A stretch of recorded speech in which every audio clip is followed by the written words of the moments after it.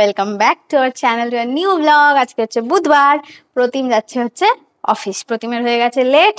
প্রতিম চাটা এবং বিস্কুটটা রীতিমতো গলদকরণ করে বেরোবে এখন, কারণ প্রতিম অনেকটাই আজকে লেট করে ফেলেছে। বেশি লেট হয়নি, আমার মনে হয় 5-10 মিনিট যেমন ওর হয়ে থাকে সেরকমই হয়েছে, কিন্তু ও আজকে খুব স্ট্রেসড হয়ে পড়েছে, জানি না কেন। তাই তো আশা করছি আজকে দিনটা ভালো যাবে। রোদ উঠেছে আর ওই যে একটা জামা কাপড় পরে রয়েছে, আজকে ওটা আমি কাচবো। কাচতে চলেছি, এখন থেকে বলছি না, রোদ তালে পালিয়ে যাবে। আগে আগে দেখো কোথায় ক্যা। বাবা প্রতিমা একসাথেই বেরোচ্ছে, বাবা বাজার করে একেবারে ফিরবে। প্রতিম বেরিয়ে গেছে অফিসে। এইবার আমার অনেক কাজ আছে, তার আগে এই যে সব থেকে বড় কাজ হচ্ছে আমার সকাল সকাল গ্রিন টিটা এনজয় করা। তারপর বাকি কাজে মনোনিবেশ করবো, যেমন কাঁচা, ওই আলমারির মাথাটা মোছা, এই সমস্ত। তবে হ্যাঁ, আলমারির মাথাটা মুছছি সেটা বেকার হবে, কারণ আমাদের পুরো ঘর ঝাড়া বাকি আছে। পুজোর আগে ঘর ঝাড়তে হয়, সেটা বাকি আছে। কিন্তু আমাদের যে কাকু ঘর ঝাড়তেন, মানে ডাস্টিং আমাদের হেল্প করতেন, তার শরীরটা করেছে খারাপ এবার। আজকে জানতে পারবো তার শরীর কেমন আছে, সেই বুঝে হয় ফ্রাইডে থেকে আমরা ঝাড়া শুরু করব, আর না হলে যেদিন কাকু আসবে সেই দিন হবে। তা আমি যতক্ষণ আমার গ্রিন টিটা এনজয় করছি, ততক্ষণে তোমরা ওদিকে দেখে আসো এই সুন্দর একটা সানি ওয়েদারে প্রতিম কি করছে, মানে অফিস যাচ্ছে কিভাবে, কিরকম ওয়েদার, কি সিচুয়েশন সব। আচ্ছা, কার কার মনে হয় যে গণেশ পুজোর পর থেকেই পুজো পুজো ওয়েদার স্টার্ট হয়ে গেছে? আমার তো মনে হয় গণেশ পুজো কেটে যাওয়ার পর সেই ছোট্টবেলা থেকে, তখন না করতো পড়াশোনা করতে ইচ্ছা, আর এখন না করে কোনো কাজ বাজ করতে ইচ্ছা। প্রতিমেরও খানিকটা তাই হয়েছে বই কি, তবু অফিস তো যেতেই হবে, নো মার্সি। এখন এই উবার শাটেলগুলো হয়ে গিয়ে না খুব সুবিধা হয়েছে প্রতিমের জন্য, তো এটা খুবই সুবিধা। আফটার অপারেশন ওকে যদি ট্রেনে ট্রাভেল করতে হতো খুব হেক্টিক হয়ে যেত ওর জন্য। আর দেখবে আরেকটা জিনিস, প্রতিম অফিসে গিয়ে সেই জিনিসগুলোই খায় যেগুলো আমি ওকে বাড়িতে দিতে চাই না, যেমন ম্যাগি। সেদিন অফিস গিয়েও ম্যাগি খেয়ে নিয়ে যেত, যদি আমাকে বলেনি। যাকে আমি তো বাবা আমার গ্রিন টিটা এনজয় করি।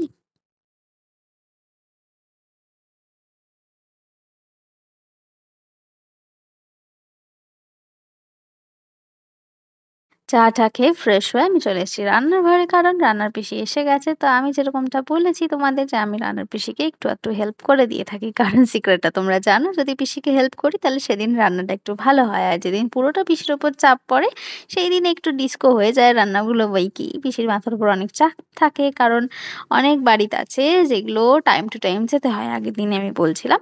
তো সেই জন্যই আমি ওই ভাতটা বসিয়ে দিই, ডালটা বসিয়ে দিই, টুকিটাকি কাজ। মেন যে লিড রোল সেটা পিসিই প্লে করে, আমি একটু হেল্পিং হ্যান্ডের কাজ করে দিই আর কি। প্রতিম সেদিনকে অফিস যাওয়ার সময় বলে গেছিল যে সে সেদ্ধ ডাল খাবে, প্লেন। তো ওর জন্য একা সেদ্ধ ডাল তৈরি না করবো, তাই জন্য 4 জনের জন্যই প্লেন ফোড়ন ছাড়া ডাল বসিয়ে দিয়েছি। আর এই চিনিটা না নতুন ইন্ট্রোডিউস হয়েছে আমাদের বাড়িতে, সালফারলেস চিনি। বহুদিন আগে আনা হয়েছিল, একটুখানি পরে গড়াচ্ছিল ড্রামের মধ্যে, মানে যেখানে স্টোরেজ থাকে সেখানে। তাই জন্য এটাকে পাত্রে ঢেলে এটাকে ফিনিশ করব, কারণ এখন তো আমাদের বাড়িতে চিনি আসে না, আসে হচ্ছে এখন জ্যাগেরি পাউডার, মানে গুড়ের গুঁড়ো, যেটাকে পরিষ্কার বাংলায় বলা যায়। আর এদিকে তোমাদের সাথে একজনের পরিচয় করাই, ইনি হচ্ছেন আমাদের ভুলুরানি। বাবা বাজার থেকে আসার পথে ইনি বাবার পেছন পেছন চলে এসেছেন। ইনি রোজই এসে থাকেন, এনার হারকাতেটা একবার দেখো।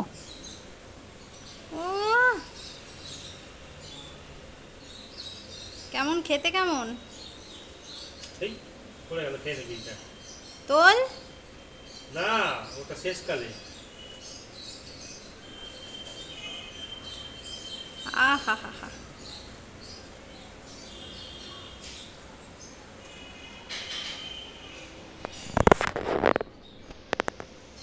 ওটার দিকে তাকাতে হবে, এটা খা। এই ওটা খেয়ে নে।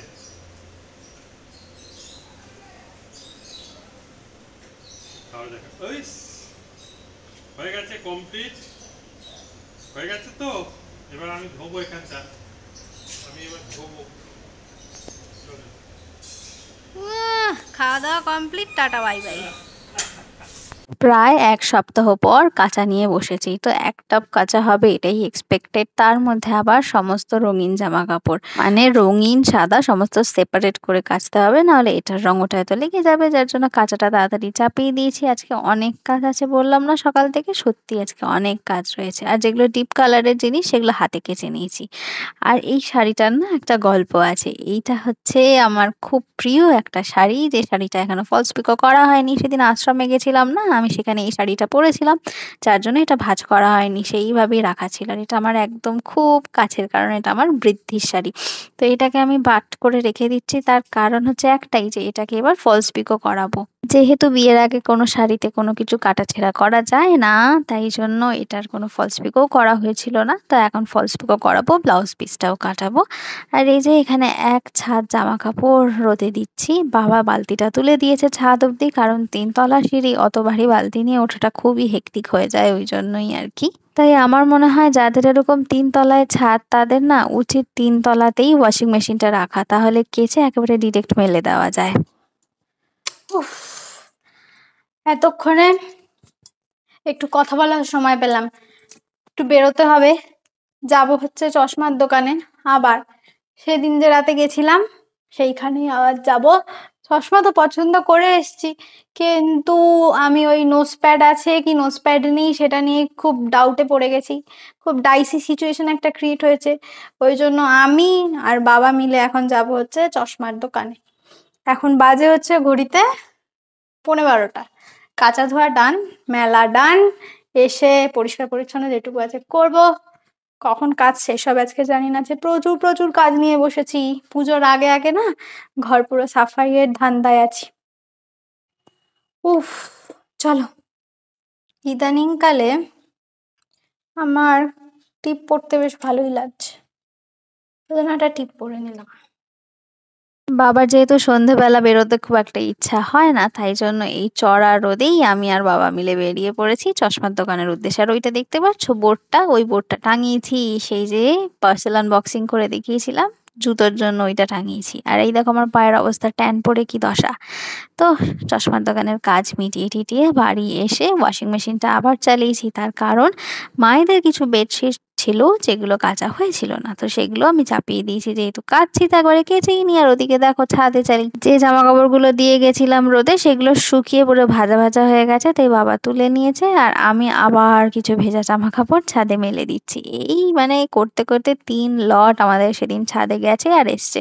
আর সব থেকে মজার বিষয় কি জানো, এত জামা কাপড় মেলেছি যে ছাদের একটা দড়ি তো দেহত্যাগই করে দিয়েছিল, সেটার আর ক্লিপ নেই আমার কাছে, কিন্তু সেই দড়িটাকে রিপ্লেস করে সায়ার যে দড়ির রোলগুলো হয় সেগুলো লাগানো হয়েছিল।